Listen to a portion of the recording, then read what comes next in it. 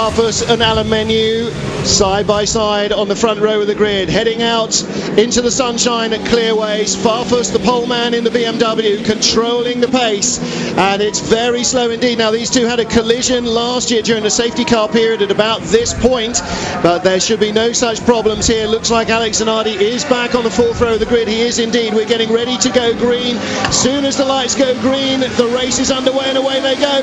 Good start by Augusto Farfus. He just had a little rolling edge, but Alan Menées has pulled alongside as to get into the braking area for Paddock Hill Bend. Into third place has gone Rob Huff ahead of Andy Prio. Prio's BMW looking in danger, being eased out by Yvan Muller down the inside. Pierre-Yves Cortals as they all race side by side, and Menées and Farfus drift wide. Huff leads, and it's going to be Prio in second place, and Menées on the grass. He's down to 5th, 6th, 7th. That's the BMW off. That is Farfus into the barriers, and Farfus, very heavy impact front and rear with the barriers on the way down the hill, and it is now Rob Huff that leads from Yvan Muller. Andy Prio in third. Here comes Yvan Muller in the Seat as they turn through Surtees and head out into the country. Contact between the two of them. Someone smoking heavily. Yeah, Menées smoking. He's got damage in that contact with Farfus there up at Druids. And look at Yvan Muller just pull alongside Andy Prio. Prio's got the inside line as to get to Hawthorne, and it'll be a brave man that sits on the outside, and Yvan can't quite hold the line. Thompson's moving up a little bit in 12th place ahead of Robert Dahlgren, who didn't get away well, but Yvan Muller makes the move now and gets in front of Andy Prio, and further back Menées fit to kill, I should think, with that disappointment. Yeah, well, that's always the problem up at Druids. It's such a tight corner, everyone bunches up, the guys in front brake hard, and everyone else dunk, dunk, dunk, and the chances, I would bet money on someone tapping Alain up the back, and then that would be where the contact came about. Alain's gone round Druids a million times. He knows how to do it. So Rob Huff leads at the end of the first lap, and he's pulling away from Jörg Muller's BMW in the Chevrolet. Across the line they come. Third place and a long way back in third. Yvan Muller shows how hard he had to work to get ahead of Andy Prio. They are third and fourth as everybody streams into Paddock Hill Bend. But it's the lead pair going away, and Andy Prio already working to try and get back in front of Yvan Muller. He had a really good run through Paddock Hill Bend. We're looking at Alan Menées attacking Prio. One of the biggest winners here so far is Gabriele Tarquini. He's gone up from 18th to 11th in the first lap, which is an absolutely blinding result. Yeah, Janae 9th, Montero 10th, and Tarquini 11th, the three Seats further back from this group, which is battling for third place. This car of Yvan Muller's is slowing down the train behind him, and unfortunately that's going to let Huff and Jörg Muller get away. And that's Thiago Montero gone off, so that has given Tarquini another place. You see the gap already opening out between Muller. He's bunching this lot up, and I would think a couple of minutes they're going to get a little bit frustrated and want to sort of get their way past him. So this is the battle for third then, and in order from the yellow Seat of Yvan Muller, the white BMW of Andy Prio, then the blue Chevrolet is Alan Menées, third in that queue, then Alex Zanardi with the Italian colours. We ride with Alan Menées. You can see Prio's car riding the curbs in front of him, and this is the section where the Seat seems to struggle. Yeah, they've been off the road on the right hand side there more often than they've been on it over the weekend, and I think there's another car parked at the side of the road there. I don't know who that is. Have a quick check on our timing screen and see who we've lost. We certainly lost Augusto Farfus, and that's as far as he got, I think. He must have rejoined down Graham Hill Bend, and so he's stuck out in the country, and that's very bad news because there's a very short period between race 1 and 2 where you can do any work on the cars, and his car will not get into the garage until then. With James Thompson drifting out wide at the exit of Paddock Hill Bend onto the concrete there. He's in 11th place chasing this group. There's Tarquini at the back of the train. See, Rob Huff has just managed to put in sort of personal best and actual fastest laps of the race, and that's the benefit of, see, this Farfus is struggling with broken suspension. Steering apparently. Yeah, it's looking suspension or steering, yeah. Definitely hanging off the car. But he needs to get that car back, but unfortunately now, with a short time between it, unless they think they can repair that car quickly enough, he will then take a drop and go to the back of the grid. Well, the deal now, the desperation to get it back is so they can spend the race working on it, because you can work on anything in the race in the pit lane. And here's what happened. Menées on the inside, contact between the two of them, then Menées was skidding and trying to control the slide, drifted back out into Farfus, and it's contact between Menées and Farfus that starts it. That looked to me that Farfus tried to shut Alain out a bit there, and Alain really had nowhere to go at that point. It looked as though he was, and then it was a Chevrolet. That looked like Nick Larini that gave Farfus a tap. Well, in the end, Farfus heavily into the barriers. He's now reached the Schnitzer team in the pit Yeah, lane. that was Larini. So the work will begin now, and we'll have to stop at the checkered flag. But it gives them, well, 10-15 minutes of grace where they can do whatever they want to the car to try and get it into race 2. Huff, as I say, he's just doing fastest lap after fastest lap there. He's got clean air, he's got fresh air, there's no one close enough to tag him, to slow him down. He's not having to worry about looking in the mirrors. He's just got the pace and he's gone. He's currently fastest car on the track. And there's the secret for Rob Huff, is that he doesn't have to worry about Yvan Muller. Everybody else behind, from Yvan Muller backwards, is worrying about the car in front and the car behind. And this long battle for third, where it's splitting into groups. You've got third, fourth, fifth there, with Alain Menu trailing a bit of bodywork behind Andy Prio. But Augusto Farfus, well, do you know, he might match Alain Menu for the man who's had a bit of shocking run of luck this year as well. Yeah, I mean, he deserves, again, he's another one that should be further up in the championship than he is. He's definitely praying to the wrong god. He must be praying to the same one as Alain Menu. Yeah. He's 10th in the championship, Menu only in 12th place, and not many points between them. Menu looking to make that better here in 5th place though, and both drivers will have gone to the grid hoping for a lot better than that. Little gap back to Zanardi there in 6th in the white BM, then Larini, then Coronel, the orange and yellow Seat, then the rest of the Seats follow behind him. Janae, Tarquini and Thompson ahead of Portiero and Dahlgren. Well, Dahlgren, I think, is doing quite a good job with that Volvo C30. I mean, he's hanging in there. He's now 13th. Okay, he's dropped a few places, but he is amongst the best touring car drivers in the world, and he's got Swede Rickard Rydell behind him, so it might be difficult for Rickard to bump off a Swedish car. That might not do his credibility in Sweden an awful lot of good. I'm not sure he'll worry too much about that. If he can put a move on the Volvo, he certainly will. And Dahlgren is leading the little queue behind this one, which has got the independence battle as well. Sergio Hernandez, Stefano Daste, Pierre-Yves Courtal and Christian Poulsen all together behind Dahlgren and Rydell. As we look again at the battle for third, this is Yvan Muller clinging tenaciously at the moment to a podium, and almost the whole of Graham Hill between second and third. Jörg Muller from Yvan Muller. That's a big gap opened up now. And Rob Huff has done another fastest lap, so he's got this car well hooked up, and the difference is that there's no one pressuring him. He's 1.7 seconds ahead of Jörg Muller, and he's comfortable.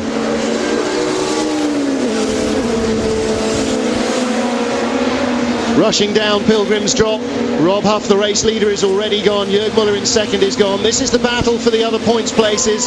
There's James Thompson's red Honda just ahead of Felix Portiero's BMW, and there is the Volvo, Robert Dahlgren, the Swede, currently lying in 13th place, just ahead of Rickard Rydell's turbo diesel Seat. So you look at the two there, and actually that really shows you that the Volvo's given a very good account of itself, because we know that the pace of the Seat. Well, the pace of the Seat, and the fact the Seats have tested the till they're blue in the face. They've got those cars very, very highly prepared.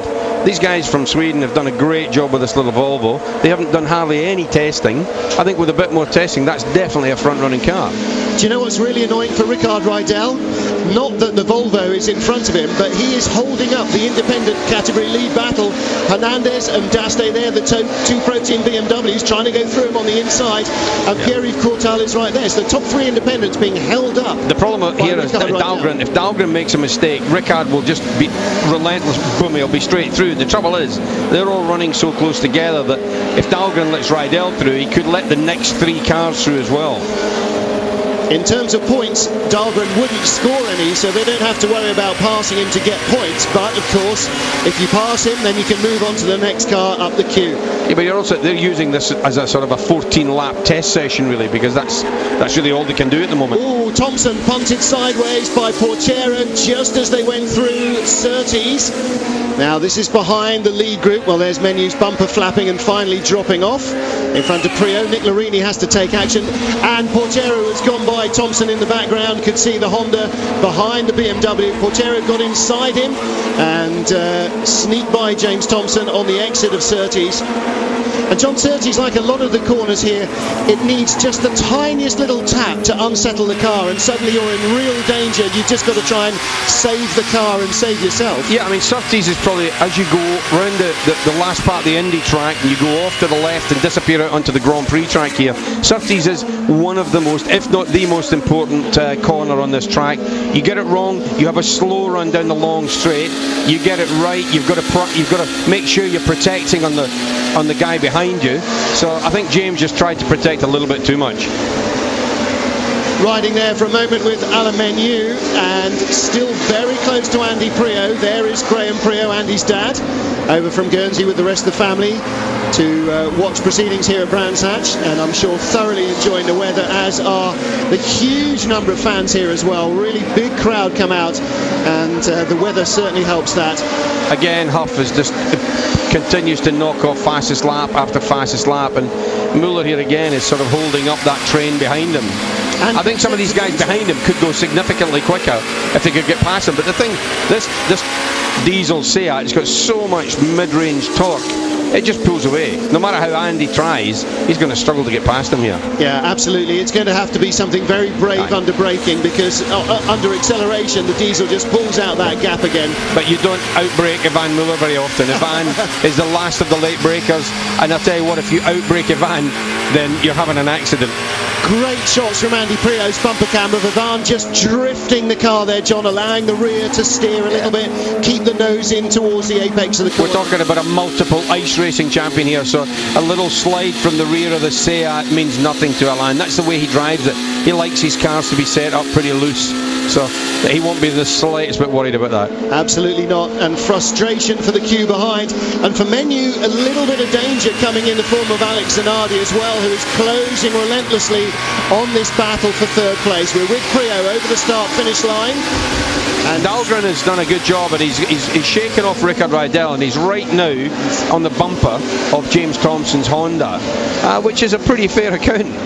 Oh, Priaulx showing his nose on the inside on the run up to Druids. Yvan Muller's not going to be caught by that though, but you could see the bumper cam there from Priaulx's car. I think there was probably just a little bit of pushing there through Druids. And he's definitely lining him up for one little mistake. Yes. But Muller doesn't make too many mistakes. I think he's going to have to work him over on the tyre situation. It is relentless pressure, and that's obviously going to be part of it as well, is whether Yvan can keep the tyres alive. We haven't had a racetrack this hot since they were in South and Central America. You're just over halfway through the race, so I mean, the degradation in the tyres will start to creep in a few laps' time. So let's see what Priaulx can do. Rob Huff still comfortably ahead of Jürg Muller. Now the gap has never been more than about a second and a half, but that's enough to be comfortable with as a driver. Absolutely. You know, a second and a half could be miles of a difference. You just don't look in the mirror, you don't even think about it. The guy behind you, a second and a half, there's no way he can get it close enough to outbrake you. You make the mistake. It's only down to you to lose the race at that point. So Huffy's just got to keep focused, keep looking out, just forget everything else and listen for all the wee funny noises in the car. Well, hopefully none of those until the end, when we get the squeals of delight coming over the radio. But there's the next group behind. Thompson with Dahlgren right behind him. There's Thompson's Honda. Oh, and it's looking a little bit uncomfortable as it turns into clearways. Dahlgren's car. Now, John, we were talking yesterday in qualifying about how much rear camber there is on that car, how much the tyres stick out at the bottom compared to the top. Yeah, they've got about 8 degrees of rear camber on that Volvo, and it's the only way they can lose the rear grip on the car. And a front-wheel drive car, if you have too much rear grip, then you just lose all the front end of the car. In other words, when you turn into the corner, the car understeers. In other words, it just pushes on, and the more steering lock you put on, the worse the whole problem becomes. And they've got what looks like a ridiculous amount of rear camber on it, but that really comes from the fact that they haven't tested the thing. But James talked to me earlier on, and he said anyone that wants to pass me today is going to have to take some chances.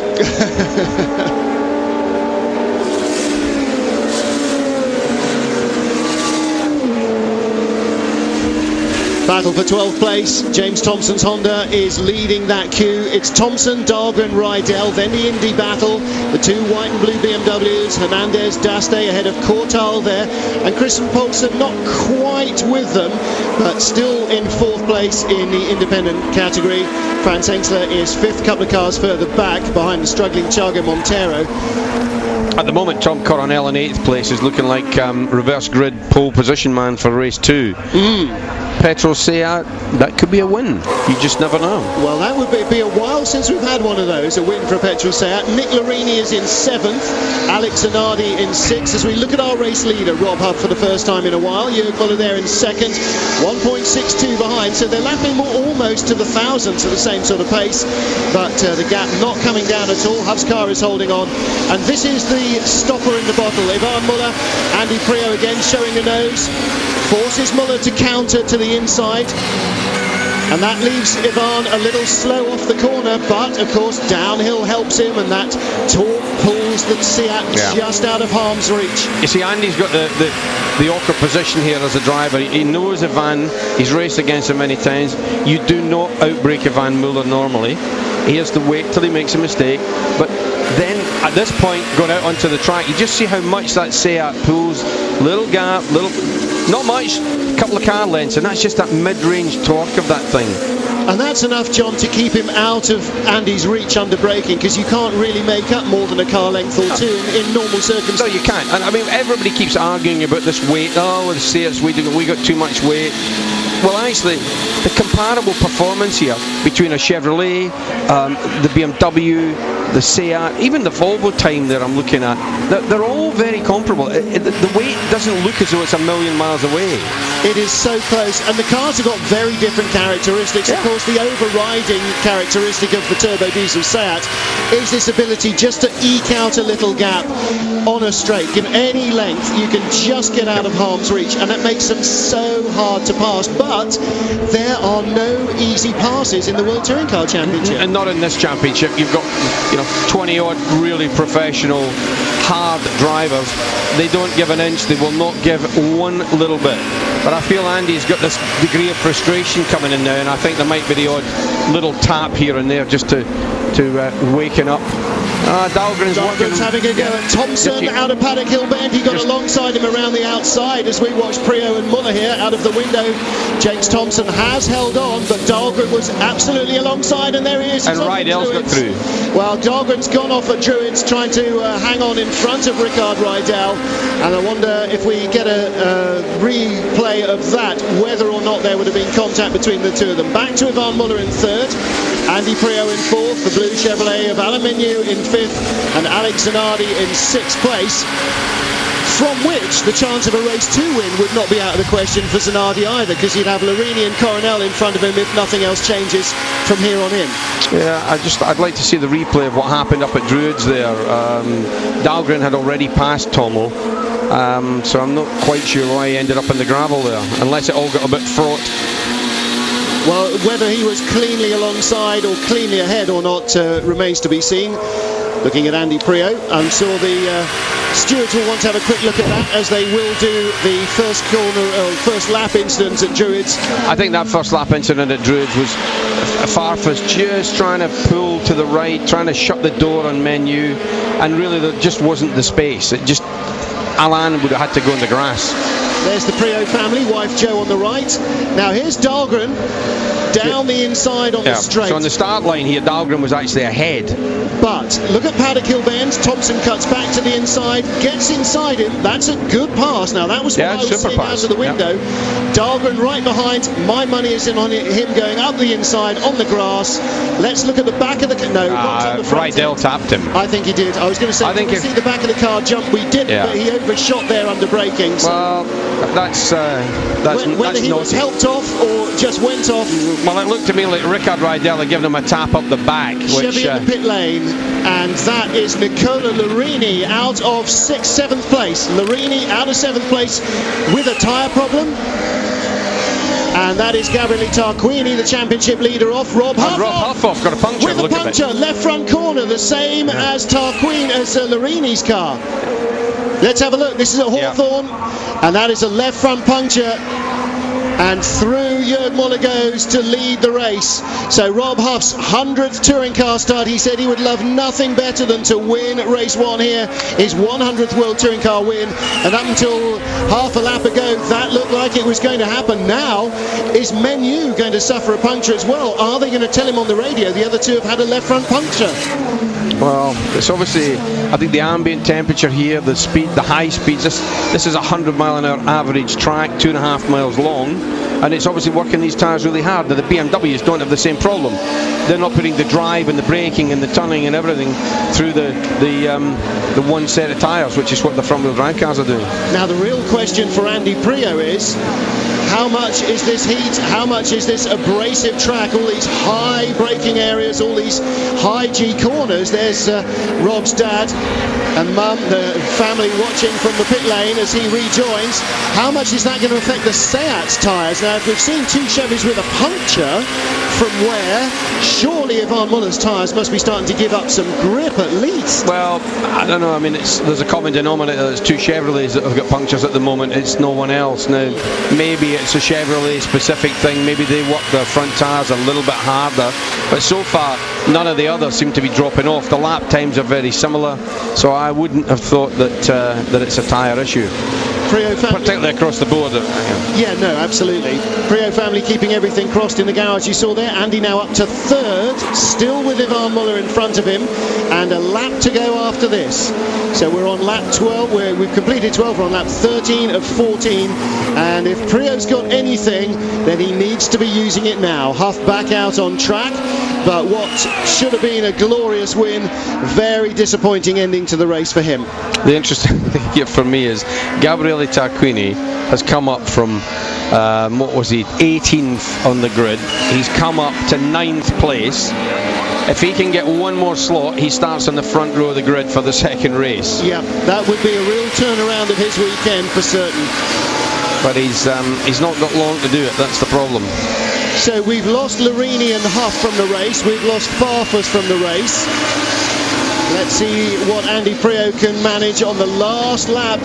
Well, it's alongside at Druids, and that's his best opportunity yet, but Yvan Muller just drifts out wide and the torque pulls him away. Prio couldn't get enough grip on the dirty outside part of the circuit, but John Cleland, he's not going to let this one go until he's passed the line for the final time. No. Andy will keep nibbling away here, but as I said, Muller doesn't make very many mistakes, and a lot of other drivers would maybe have just given Yvan a slight tap on the rear quarter, because a front-wheel drive car, when it just gets a wee nudge, makes the back of the car very loose. The driver comes off it slightly and he's compromised his speed, and the car behind gets through. But Andy's playing this pretty clean, considering he's fairly desperate to get past.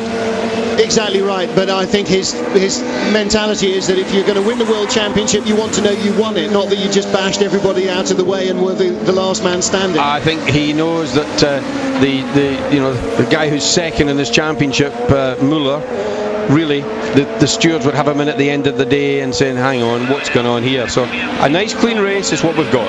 Last corner, last lap. Yvan Muller finds the race has fallen into his lap. He would have been happy with second place, but now that's turned into his first win of the season. So for Yvan Muller, it's been a long winless streak, and in fact, he's only got 28 points this season. Second is Yvan Muller, third Andy Prio. So two BMWs and a Seat on the podium. Fourth place, Alex Zanardi and Menu's dropped down the order. Tom Coronel is fifth. Where's Alan Menu gone?